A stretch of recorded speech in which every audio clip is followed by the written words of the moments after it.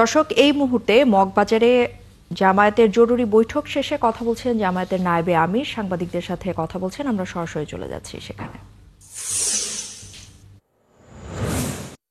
সেগুলো বাস্তবায়নের তো জটিলতা তৈরি হবে, যেগুলোর উপর ইলেকশন হবে। আমি এক জায়গায় বলেছিলাম যে কনসিভ করার আগে সন্তানের নাম রাখা এটা কখনোই বুদ্ধিমানের কাজ না।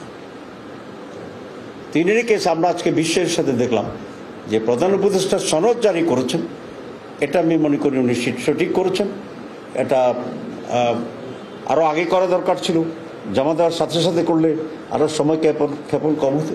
তারপর উনি করেছেন, সেই জন্য ওনাকে আমরা সনদ জারির জন্য ধন্যবাদ জানাই।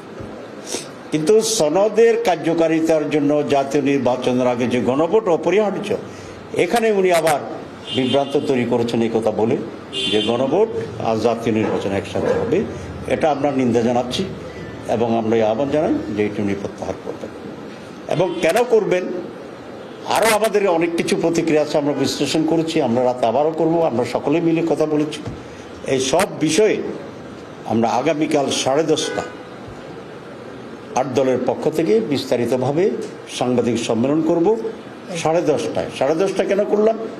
আগামীকাল জুমার দিন, তো সেই কারণে আমরা 10:30টায় করেছি। আপনারা মেহরবানি করে সকলেই যথাসময়ে আসবেন।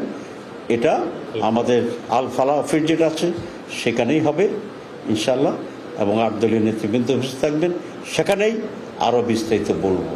আজকে